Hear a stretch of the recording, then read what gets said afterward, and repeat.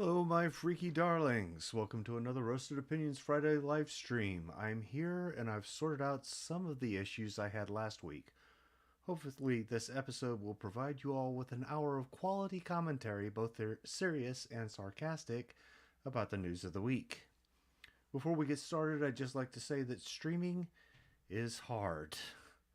It's not like making videos where if your audio sucks, you can always re-record it. I'm still learning, and unfortunately my first ROFL was funny primarily because I sounded like I was broadcasting with my mic in a coffee can. I bet that my friend Irate Prostate laughed and called me Boomer from wherever he is. Okay, so I posted a heads up for the stream yesterday, and I hope that that was enough warning. I'm glad that you're here. I certainly appreciate you liking and sharing the stream. I also want to welcome any newcomers that are here tonight and invite you to subscribe to the channel. Alright, so on with the news, and let's get started with a pressing concern from Vox. All of the crap that's in orbit.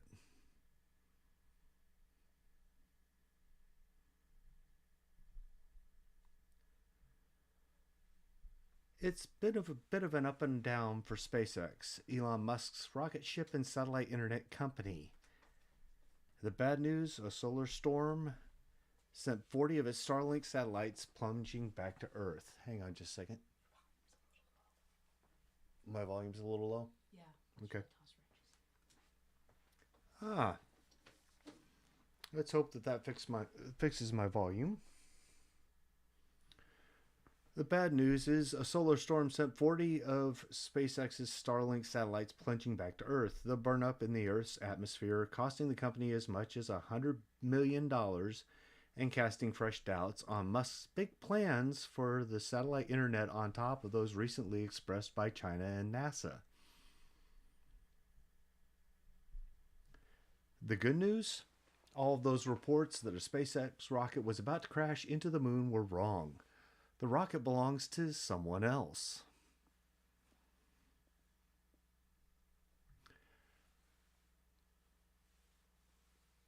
The error highlights the growing problem of all the junk that we, as a planet, shoot into space and how we deal with it.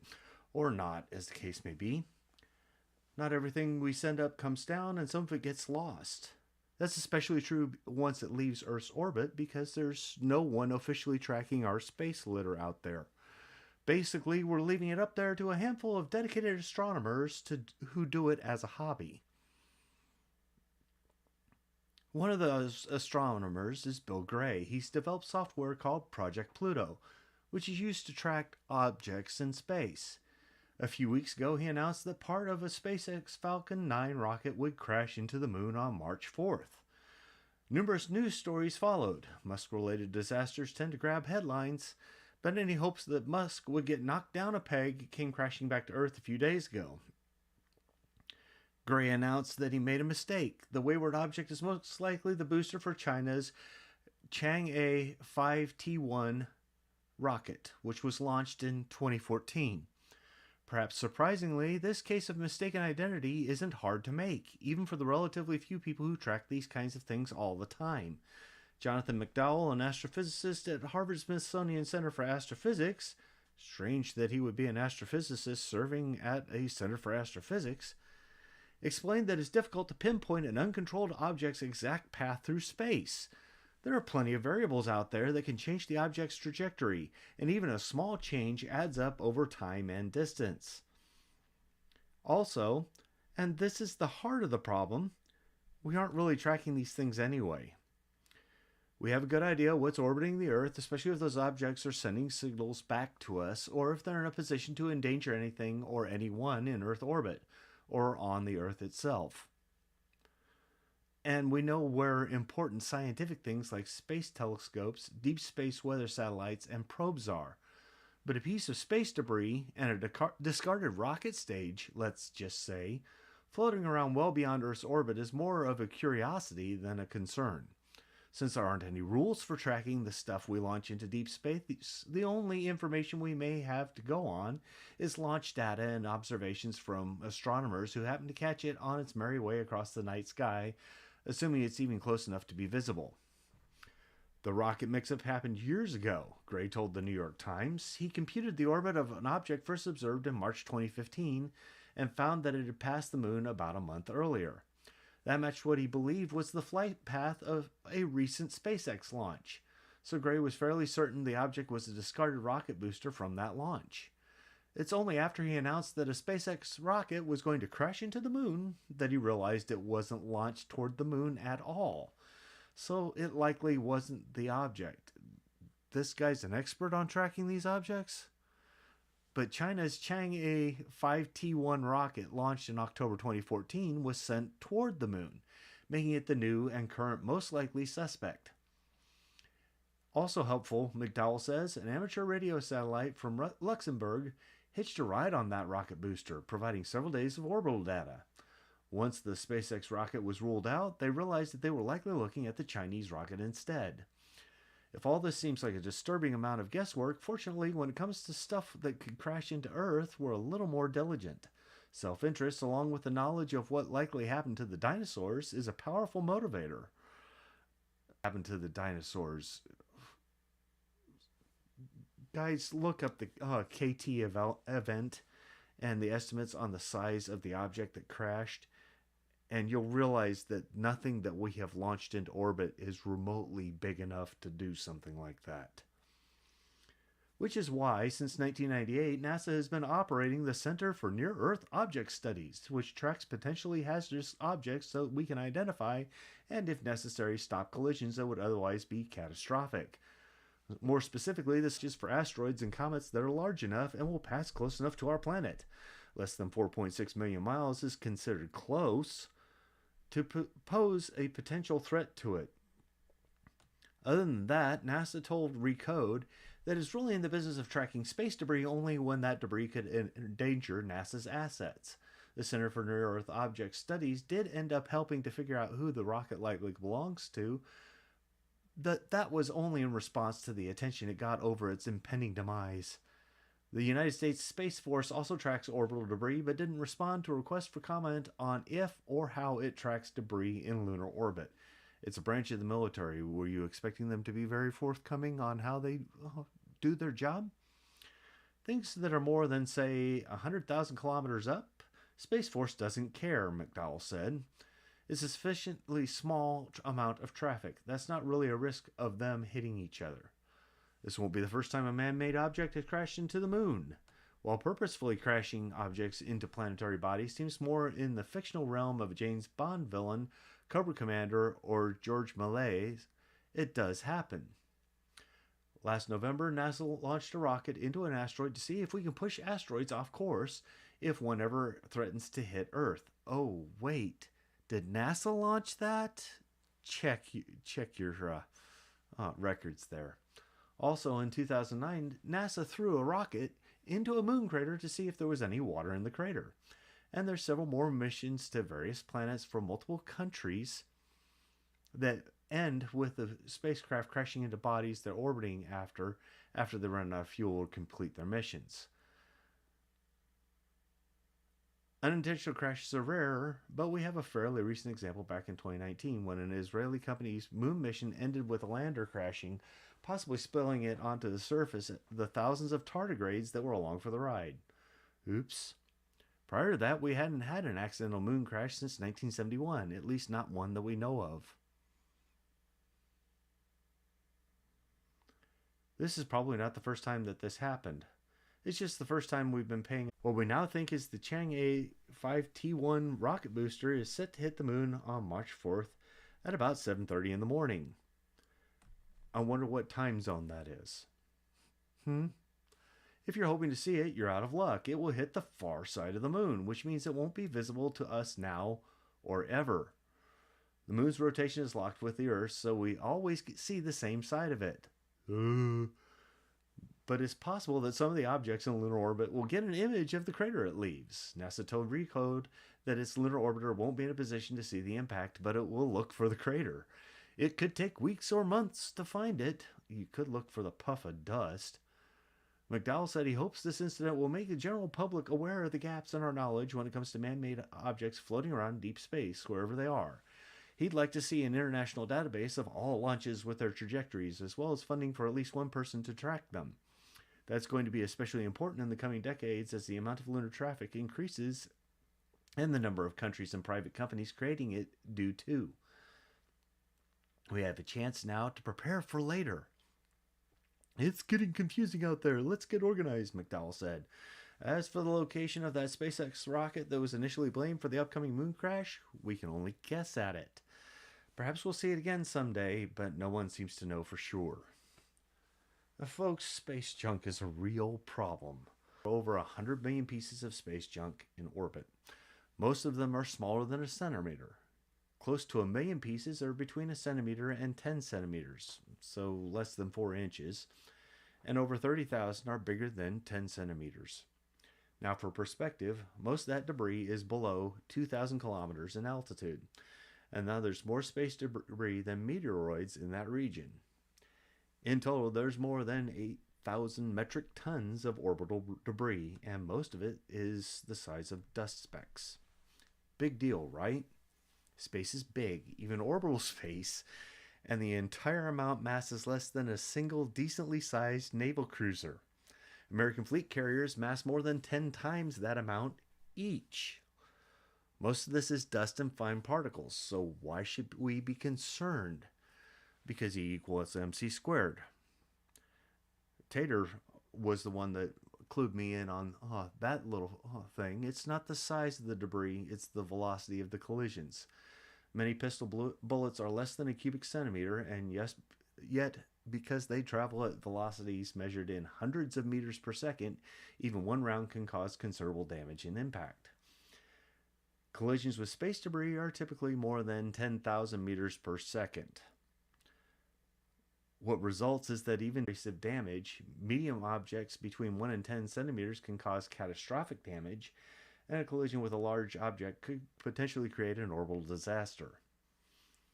Now, a minor disaster from an orbital collision perspective would result in the total destruction of an important satellite. On the other end of the scale, what space agencies consider a major disaster is Kessler syndrome.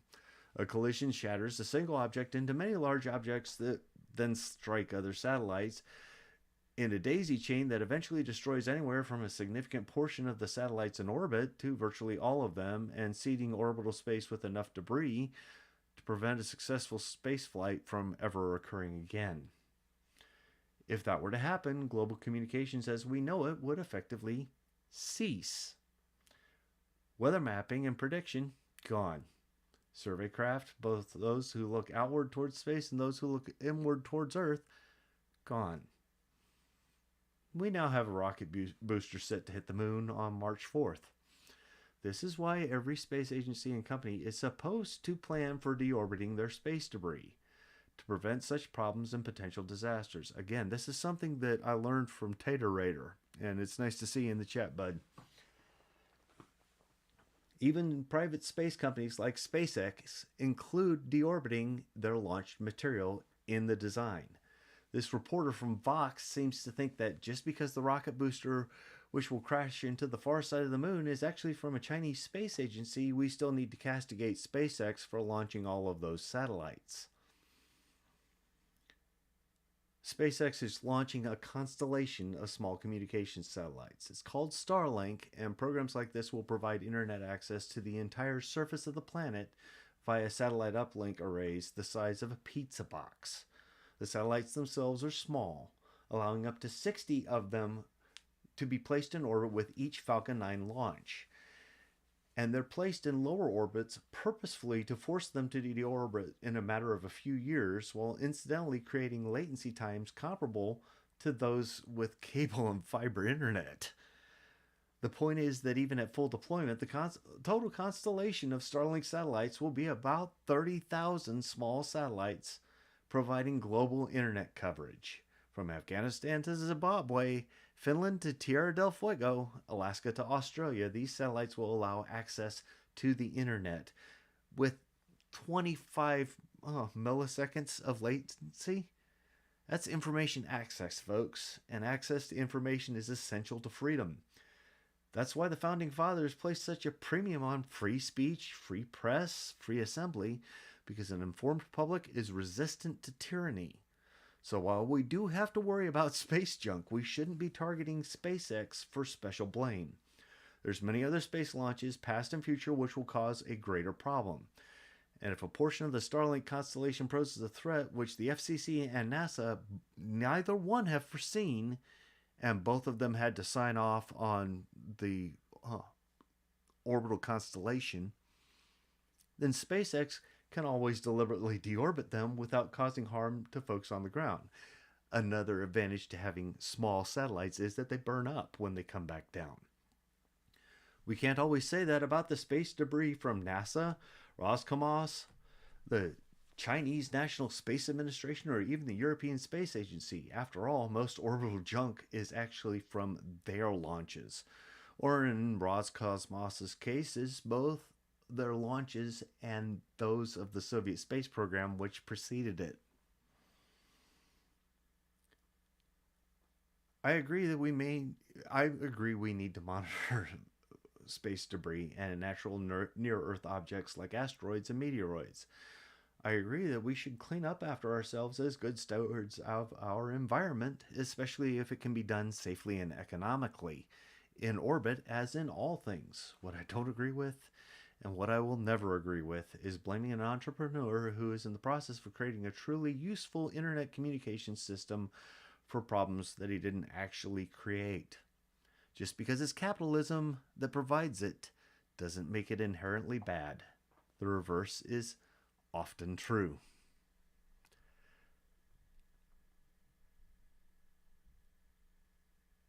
What do you think, folks? Space debris bad? Is it the end of the world? Seriously, if you look up the KT event, you'll see that the chunk of asteroid that hit a mountain, we don't have anything remotely close to that getting launched into orbit. Nice way to panic everybody, Vox.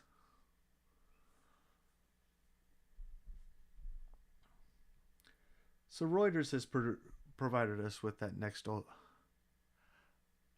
Shirati, she's not my spouse. She's my partner. She's my partner, but she's not my spouse. But yeah, she's a wonderful human being. The only thing that she can't do right is pick a boyfriend. Reuters has provided us with our next article about Sarah Palin's lawsuit against the New York Times. This article is a little bit older, not the most recent information, but I do have the most recent information queued up. A U.S. judge said on Monday he will throw out Sarah Palin's defamation lawsuit against the New York Times after concluding that an editorial in the newspaper did not maliciously link the former Alaska governor, and in an abrupt twist in a trial seen as a test of long-standing protections for American media, U.S. District Judge Jed Rakoff. Jed Rakoff. Jed Rakoff. Judge Jackoff in Manhattan said Palin's lawsuit must be dismissed because she failed to show the Times acted with actual malice, the standard in lawsuits involving public figures. The judge ruled on the trial's 8th day while jurors were still in deliberations and did not inform them of his plan. In other words, he just announced what he was planning on doing while the jurors were still trying to figure out what they were going to do. Rakoff said he plans to enter a full only after jurors who begin deliberations on Friday reach their own verdict. Rakoff said he expected Palin to appeal and that the appeals court would greatly benefit from knowing how the jury would decide it. His action effectively takes the case out of the hands of the jurors. If you see anything in the media about this case, just turn away, Jackoff told them before dismissing them for the day. Speaking to reporters outside the courtroom, Palin, 58, criticized Jackoff while declining to discuss the outcome because deliberations were continuing.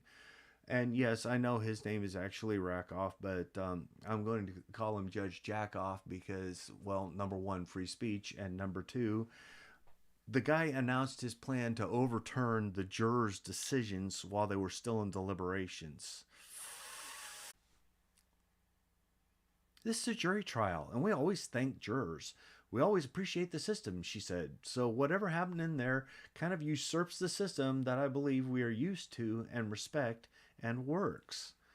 In an email, Times spokeswoman Danielle Rhodes called Rakoff's action a reaffirmation of the fundamental tenets of American law. Public figures should not be permitted to use libel suits to punish or intimidate news organizations that make, acknowledge, and swiftly correct unintentional errors. Those last two words are the ones that I'm going to focus on, but later. Palin sues the Times and its former editorial page editor James Bennett over a June 14, 2017 editorial that incorrectly linked her to the January 2011 mass shooting that wounded Democratic U.S. Congresswoman Gabby Giffords.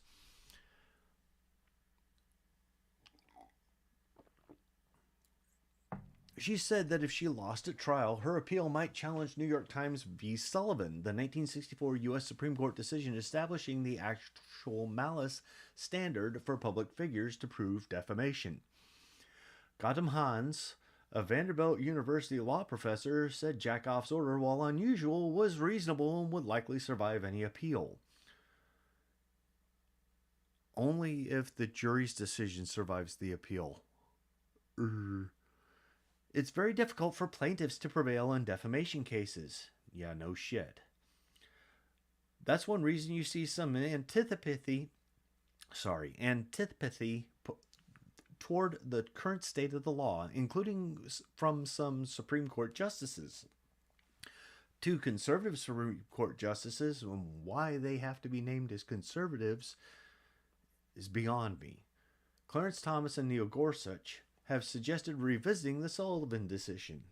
Headlined Americans' Lethal Politics, the editorial addressed gun control and lamented the rise of incendiary political rhetoric, which you're engaging in right now. It was written the same shooting at a congressional baseball practice in Alexandria, Virginia, where Republican U.S. Congressman Steve Scalise was wounded, and yet it did not address that shooting at all. It just talked about Gabby Giffords and how it was all Sarah Palin's fault. One of Bennett's colleagues prepared a draft that referred to the January 2011 shooting in a Tucson, Arizona parking lot where 6 people were killed and Giffords was wounded. Bennett inserted language that said the link to political incitement was clear between Giffords' shooting and a map previously circulated by Palin's Political Action Committee that the draft editorial said put Giffords and 19 other Democrats under crosshairs. The Times corrected the editorial the next morning. Bennett testified that he made additions too quickly under deadline pressure and intended no harm to Palin. You accused her of publishing a map which was used to shoot people. How can you not intend harm? Jackoff, an appointee of Democratic former President Bill Clinton, said he was not altogether happy about ordering a dismissal, calling the original editorial an example of very unfortunate editorializing on the part of the Times. Very unfortunate. But the judge went on, my job is to apply the law. The law here sets a very high standard for actual malice. In this case, the court finds that the standard has not been met. How can the court make that finding when the jury is still deliberating? Actual malice requires a showing that the Times knew its editorial was false or had reckless disregard for the truth. Eric David, a media lawyer at Brooks Pierce in Raleigh, North Carolina, said a jury verdict favoring the Times would be much more appeal-proof because appeals courts are reluctant to second-guess jurors' factual determinations. Palin was the late Senator John McCain's running mate in the 2008 presidential election. That campaign made Palin a Republican Party star and a hero to many conservatives who view her as an outsider willing to take on liberals and established institutions, including the news media. She served as Alaska's governor from 2006 to 2009. On the witness stand, Palin compared herself to the biblical underdog David against the Times' Goliath, while accusing the newspaper of trying to score political points. But she struggled under cross-examination to provide specific examples of how the editorial harmed her reputation and cost opportunities. Update on this one. The jury did decide in favor of the Times. Okay? But I've got a problem with the judge's preemptive ruling, and I have to be careful with this subject. Not because I'm concerned about this particular case, but because I support the First Amendment, and Sarah Palin is exactly the sort of public figure specified in the 1964 Times v. Sullivan decision and related cases decided by the Supreme Court. The legal standard for determining if a public figure can sue is, like I said before, actual malice. The press knowingly published false information or recklessly disregarded whether or not what it published was false despite significant indications that it might be. The burden of proof lies in the public official regarding actual malice in libel cases per Times v. Sullivan decision in 1964. Actual malice isn't exactly a new standard in libel cases, even in 1964. It wasn't required to win a libel case before Sullivan, but it was required to win an award for any punitive damages beyond the actual damages caused by libelous reporting. I agree with requiring proof of actual malice to award punitive damages, but I have a problem with the Sullivan test, and so do at least those two members of the Supreme Court. By requiring the proof of actual malice, effectively the press is free to say whatever they wish about public figures without recourse, so long as they claim that they didn't know the information was false and had no intention to publish false information. To me, that's just not good enough. By requiring the public figures must prove that the press intended to defame them, the press effectively has a get-out-of-jail-free card to play if they want to publish the most blatantly vicious reporting about public officials. They just have to print a retraction, and that's the end of the matter as far as they're concerned. I would argue that reasonable people might not assume a lack of actual malice where reporting implies a connection between, for instance, criminal misconduct and campaign efforts, especially if that connection is false and therefore defamatory in nature. What I would suggest is that the Sullivan standard needs to be revisited. As it stands right now, those media outlets can successfully defend just with that claim and a retraction. The burden of proof for public figures is too high. With the possible exception of cases like that of Nick Sandmann, who found himself thrust into the public sphere because of negative media coverage rather than seeking status as a public figure, I don't believe that the burden of proof should rest solely upon the public figure in libel cases, though, even if the individual in question is a well-known politician. First, the standards for a Sullivan claim other than actual malice should be met. The statement must refer to an individual and their personal actions, not a government or political policy.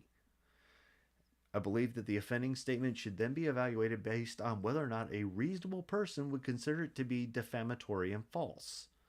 And that's where the burden of proof rests on the public official.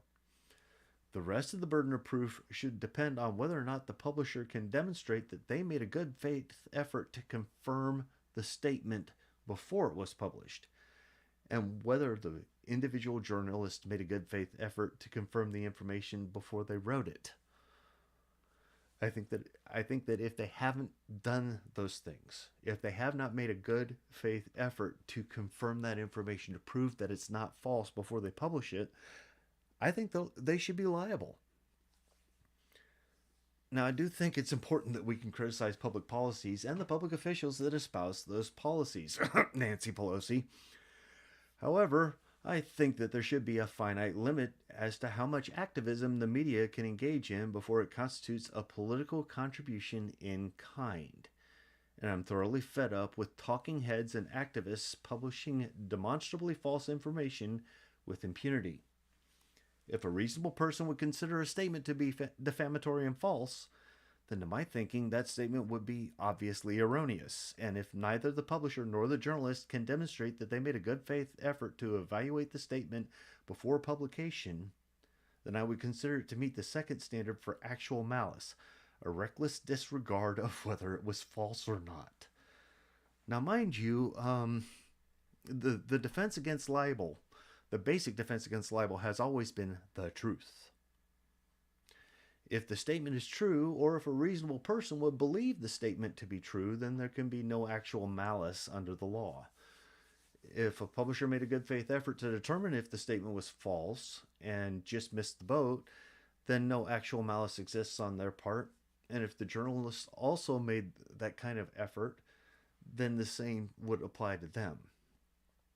I'm sick of unlimited, unregulated media bias, though. If journalists and publishers aren't going to make any effort to mitigate the spread of demonstrably false information, then they need to be held to account. Professional organizations such as the Society for Professional Journalists have a code of ethics which espouses four basic principles: seek the truth and report it, minimize harm, act independently, and be accountable. If journalism is inaccurate and fair, it doesn't show a basic respect for others, serve the public first, or accept responsibility for one's work, especially when it's in error, then the reporting isn't ethical and should not be protected from redress of grievances in court, even from a public official. I'm not talking about silencing the media. Far from it. What I'd rather do is hold the media responsible for the reporting and take back the power of the press to ruin careers and even lives with such callous disregard. And I think that even public figures have a right to be protected from libel and slander. However, I do withhold judgment on false light statements which are technically true but made in such a way as to mislead the audience.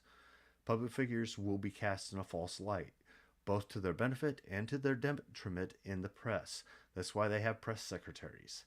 As deliberate public officials who sought that position, therefore, I cannot support allowing them to claim damages for false light reporting, whether it casts them in a good light or a bad.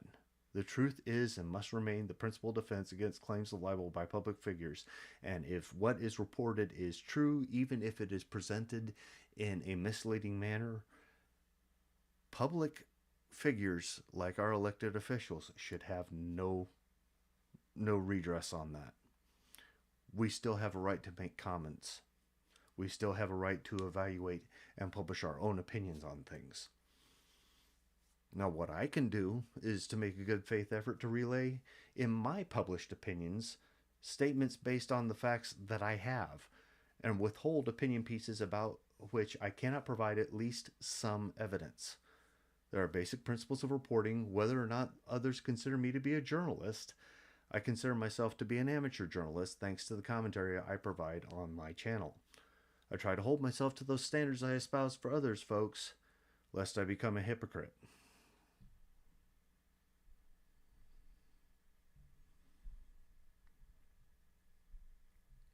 Now we'll move on to more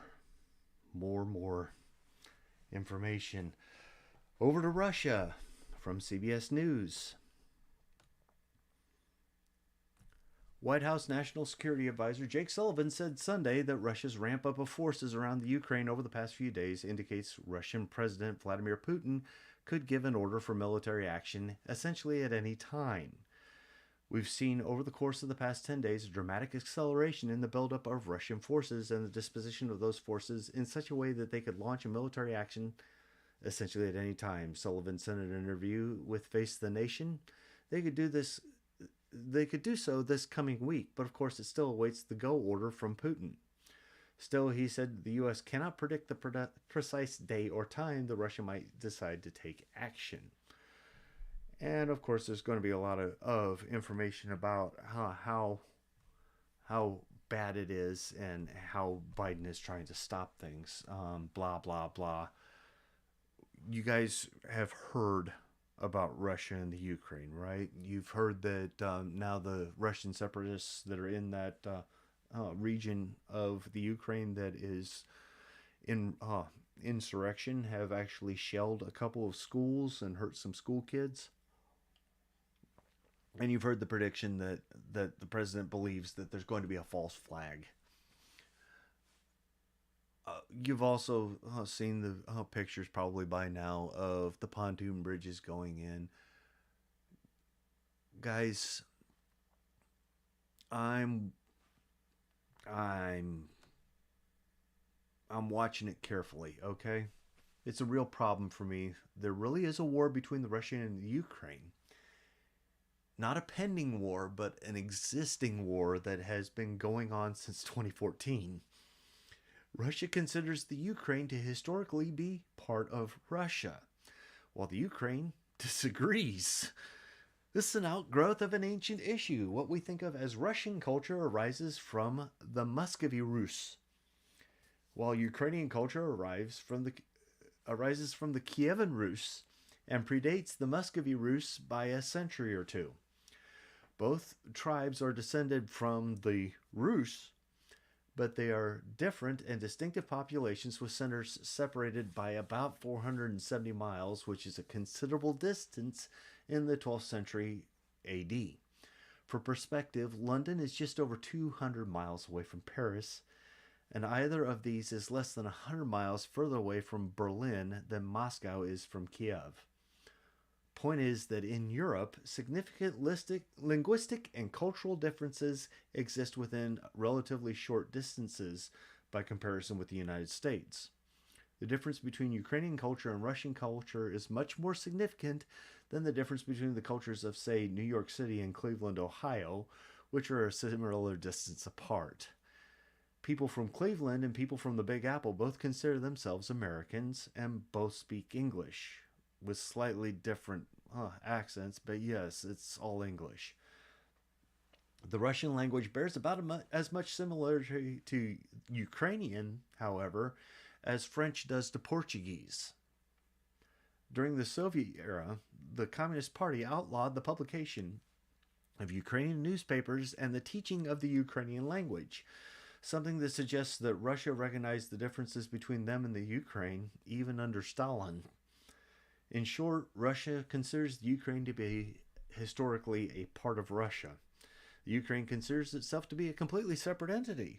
Therefore, Kiev believes that about 7% of Ukrainian territory is occupied by Russia, whereas Russia believes that this territory is part of Russia by right of historical precedent.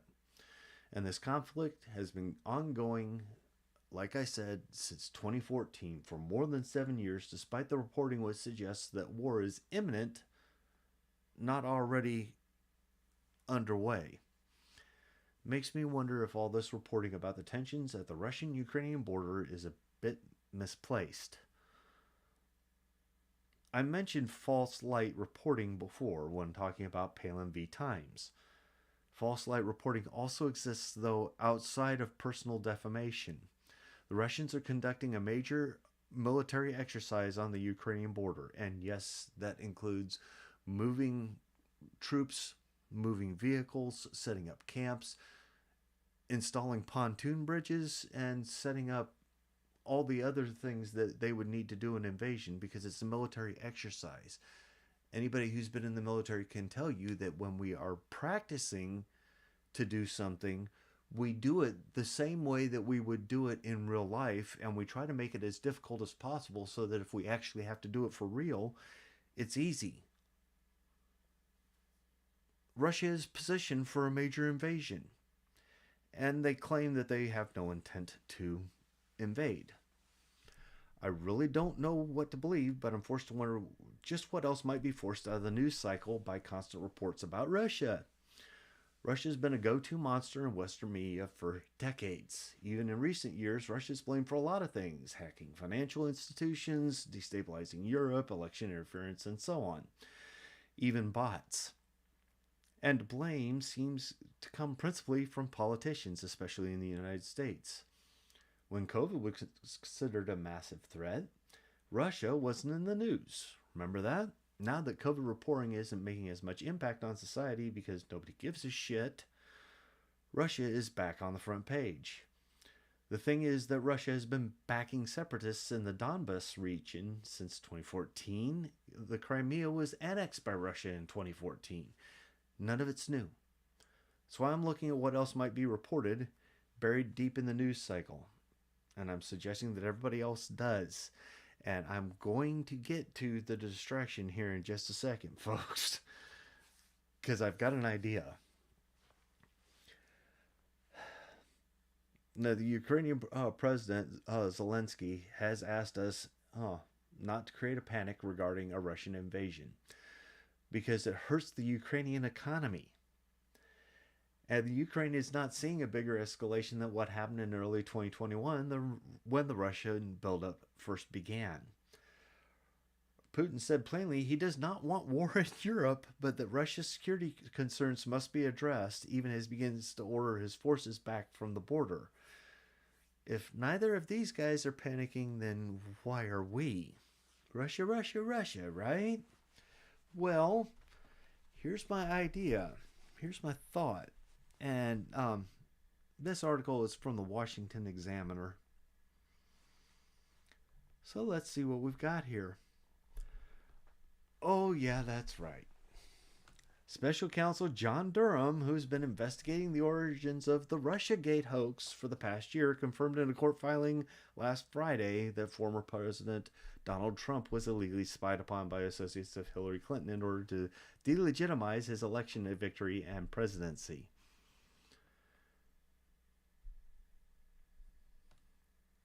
In the filing, which was obtained by the Washington Examiner, Durham said that he has evidence that Technology Executive One, known to be former New Star Senior Vice President Rodney Jaffe, worked with indicted Clinton campaign lawyer Michael Sussman to exploit internet traffic data and access dedicated servers for the executive offices of the President of the United States.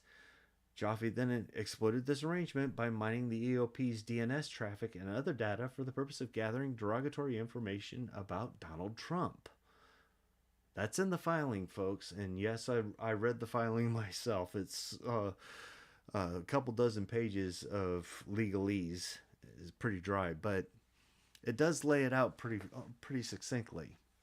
Jaffe also enlisted the assistance of researchers at a U.S.-based university who had access to large amounts of internet data in connection with a pending federal government cybersecurity research contract. Oops. Jaffe tasked these researchers to mine internet data to establish an inference and narrative tying then-candidate Trump to Russia. This is in the filing, guys. In doing so, Jaffe indicated that he was seeking to please certain VIPs, referring to individuals at Law Firm 1 and the Clinton campaign. Law Firm 1, folks, that's Perkins Coie. So, that's what I think they want us to not pay attention to and instead pay attention to Russia, Russia, Russia. Some folks just can't help themselves, can they? They had to push Russiagate with the patently false Steele dossier, hack the Trump organization's DNS traffic, and even hack into the DNS traffic of the server of the executive office of the president. That's right, folks. According to that court filing by Special Counsel John Durham, who was the investigator charged with discovering the origins of the Steele dossier, which has been debunked, Michael Sussman, who's indicted for lying to Congress, hired Rodney Jaffe, former senior vice president of New Star, to data mine the DNS traffic of both of these computer systems. So Ms. Trump stole the election had people associated with her campaign gathering information, falsifying it to delegitimize President Trump's election and interfere with his presidency, and then support her whole, it was Russia that put him in office, not the fact that she's an idiot. Have you seen much in the way of news coverage on this? Other than to say, well, Durham didn't actually said that. No, because Russia bad.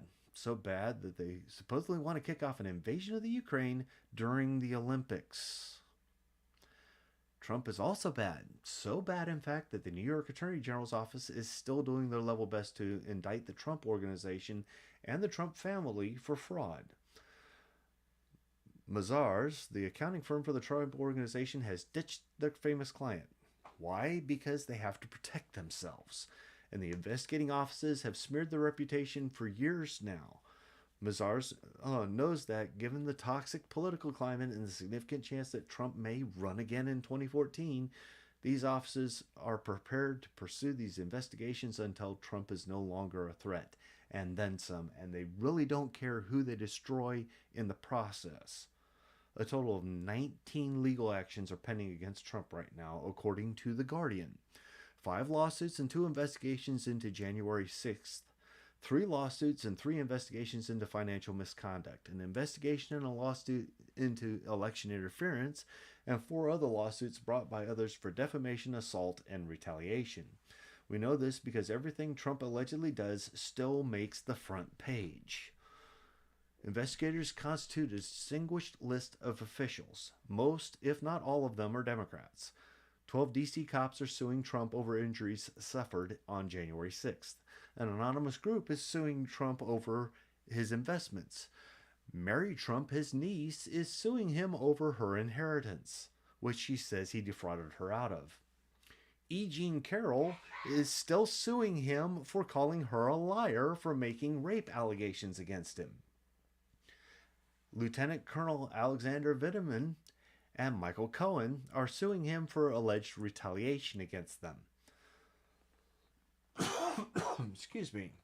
The NCAA is suing Trump twice, once over the elections and once over January 6th. So are a handful of representatives who have joined one of those NAACP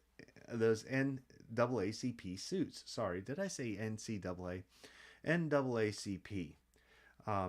No, the college sports organization is not suing Trump. The National Association for the Advancement of Colored People is suing Trump twice. And these are just the currently pending investigations and lawsuits. There's also both of the impeachments and several other legal actions which have already occurred during his candidacy and presidency. The accusations of every Trump policy as being blatantly partisan, and the allegations that Trump's nominees and his bills were all istophobic. You know what I mean? They're an ist. They're a phobe. Blah. In fact, Trump has been investigated continuously by the Democrats since 2016. And I suspect that most of the investigations still pending are partisan in nature. Alvin Bragg, the Manhattan DA, is a Democrat. So is Cyrus Vance, his predecessor. In fact, the last time the Manhattan DA was from the Republican Party was Thomas Dewey, who left office on December 31st, 1941.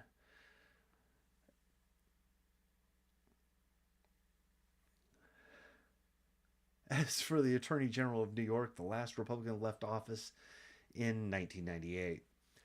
D.C. Attorney General Karl Racine is investigating, and he's a Democrat, as are the judges presiding over many of the cases still pending against Trump, including the one that actually called Trump a bad guy during a hearing. That happened this week too. There was a hearing to determine whether or not Trump and 2 of his kids were going to have to give a deposition to Letitia James. The Trumps were arguing that since there is a criminal investigation and a civil investigation simultaneously proceeding in the state of New York, that the deposition from the civil case would be used in the criminal case and thus violate their Fifth Amendment rights. Or if they claim their Fifth Amendment rights during those depositions, that can actually be used against them in a civil case. Perfectly legal, a perfectly legitimate argument, and the judge rejected it and said if Letitia James thinks is going after Trump, it's because he's a bad man. Called the defendant a bad man. No judicial bias there. Let's not forget that this is happening in New York and Washington, where one of the most powerful political families in the United States has deep roots. That's right, the Clintons, led by former President Bill Clinton and his wife Hillary, who served as a U.S. Senator for 8 years after being First Lady of the United States for 8 years, and all before returning to Washington after her failed candidacy the first time to become Secretary of State for 4 years. She's been denying the results of the 2016 presidential election since everything closed. So much so that her concession speech was delayed by the fact that she just couldn't believe that he had won. and this report suggests that she did her best to destroy the man who beat her in the Electoral College. The amount of Washington establishment which mobilized to cast aspersions, then doubts, then outright deny the legitimacy of the Trump presidency is massive. The media, largely biased against the GOP in general, and Trump in particular, has brought many average, everyday people into political discussions through their ceaseless coverage of how evil Trump is, provoking a rancorous discussion which never ends, but it does end friendships and even breaks apart families in some cases. In my humble opinion, the entire United States has been destabilized by what amounts to a vindictive temper tantrum over an electoral loss. And no, I'm not talking about 2020, I'm talking about 2016. And at its core is the patently illegal activities undertaken by some of Hillary Clinton's closest allies. Where's the coverage? Oh, right, we don't want that coverage because Perkins Coie, the law firm which represented the Hillary Clinton campaign, also represented the Biden campaign in 2020, the John Kerry campaign, the Barack Obama campaign, and they currently represent the DNC, the DLC, the DSCC, and the DCCC. That's right, they represent the Democrats. They also hired Fusion GPS to conduct Oppo research, which produced the Steele dossier, something that we know was falsified. Oh, and one of their former lawyers, the Honorable Tiffany Cunningham, is a recently confirmed circuit judge for the federal circuit who was mentioned as a potential nominee to the Supreme Court to replace Justice Stephen Breyer. Now, just to get that one dialed down, she was confirmed last year to be a circuit judge on the federal circuit, and now she's a potential nominee for the Supreme Court. In my opinion, we're investigating the wrong candidate from 2016, and we have been for years. But hey, what do I know? Except that I am a happy person in general, and that I plan to live a long life in the company of my favorite people. I'm not the slightest bit depressed about this. Just remember that, folks. I'm not depressed. No matter how bad the mess gets in Washington, I'm sure that we, the people, will uphold the Constitution. Remember to register to vote and get informed about the candidates, my friends. Your vote is your voice, and if Washington is going to hear us, we all need to shout in unison at the polls. We might start by sending a bunch of these guys into retirement. We've never used this method for proposing amendments, but it is perfectly legal for us to summon an Article 5 convention using our state legislatures. I think that we need to demand a term limit amendment. And I think we need to demand that our state legislatures ratify that amendment, because I think that 12 years in the House and 12 years in the Senate is plenty of time served in Congress. While we're at it, we can keep an eye on the ratings and circulations for news organizations, because that makes for some interesting reading. Right, Brian?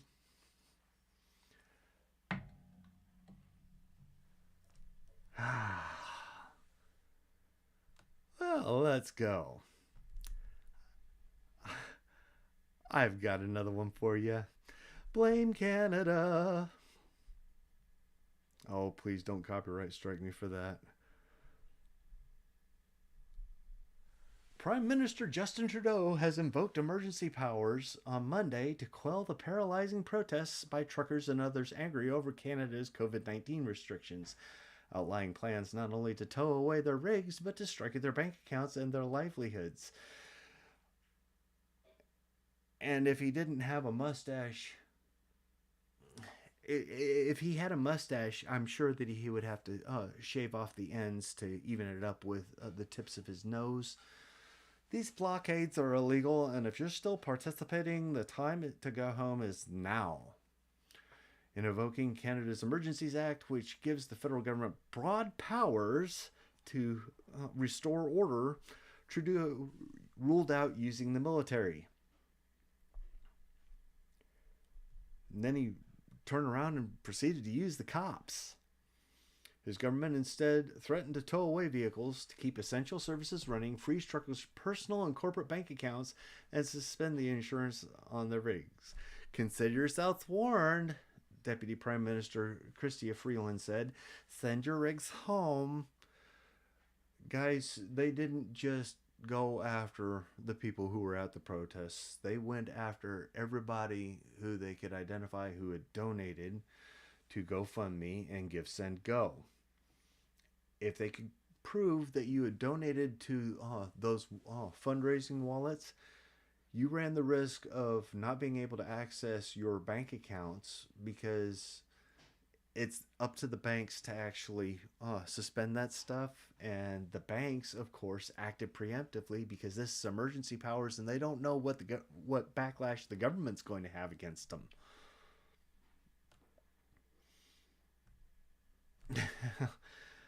Invoking the Emergencies Act allows the government to declare the Ottawa protest illegal and clear it out by such means as towing vehicles.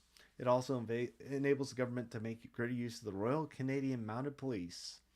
One of the protest organizers in Ottawa vowed not to back down in the face of pressure from the government. There are no threats that will frighten us. We will hold this line. And then they were arrested. A truck driver from Montreal protesting for more than 2 weeks said he will move only if forced. We only want one thing: to finish this lockdown and these restrictions. This is an interesting situation with Canada, guys. Canada seems to be in an uproar in the moment. The government wants truckers crossing the U.S. Canadian border to be fully vaccinated. About 85% are, but some 12 to 16,000 Canadian truckers are not.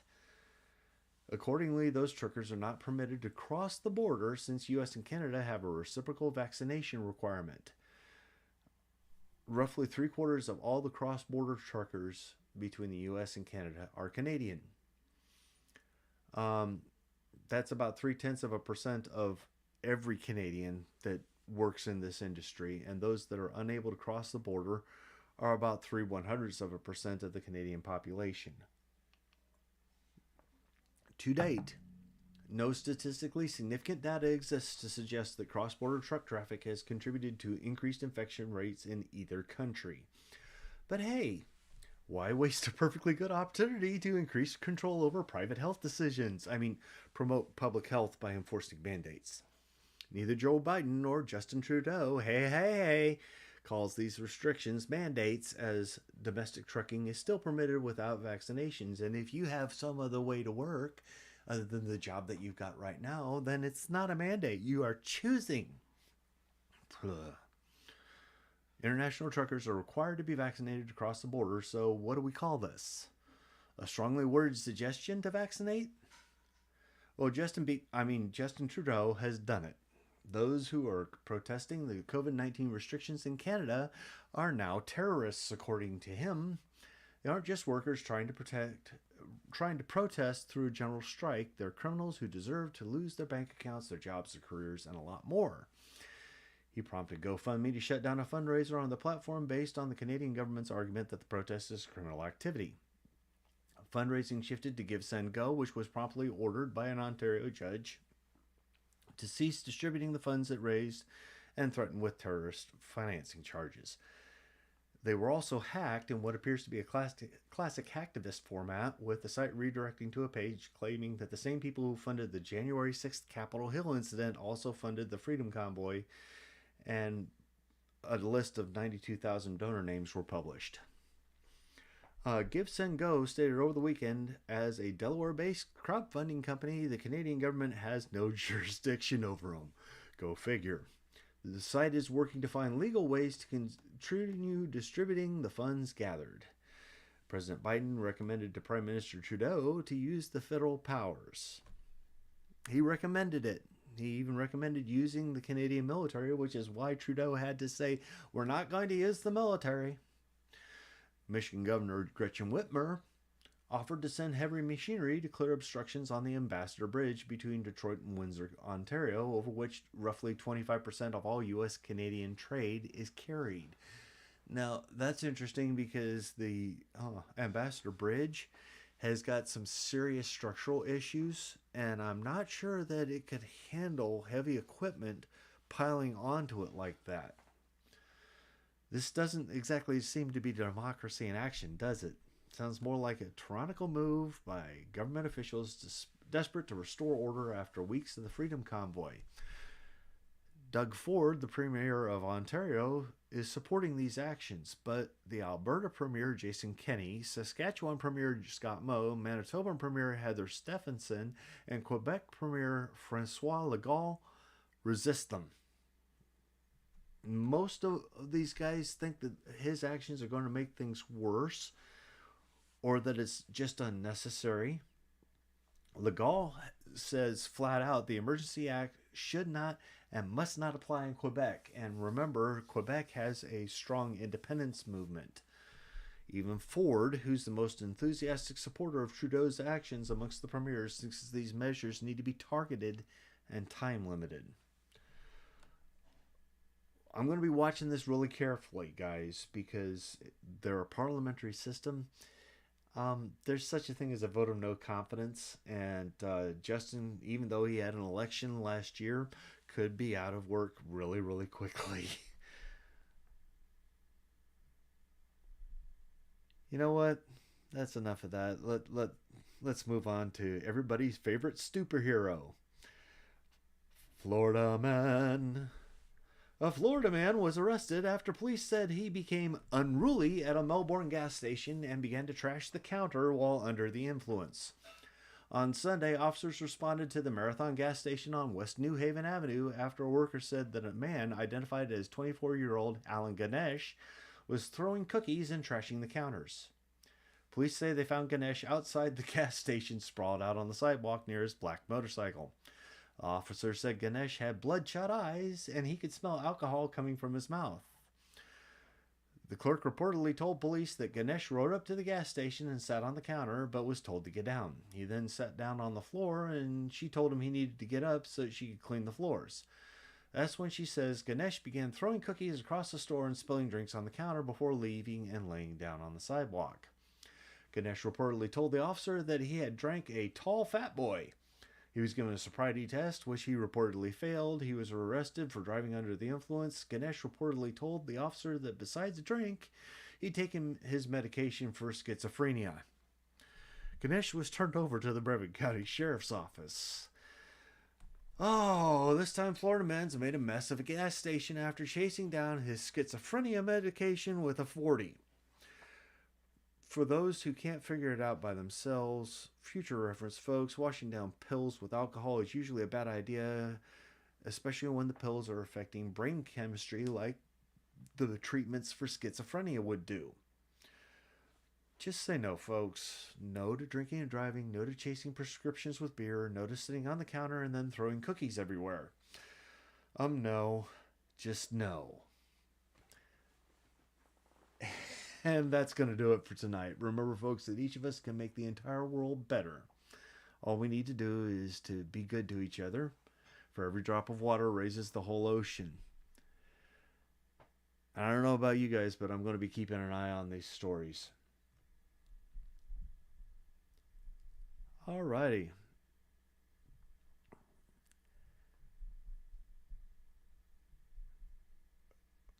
I hope that the audio was a lot better tonight. I hope that everybody enjoyed things. And we'll see y'all later on.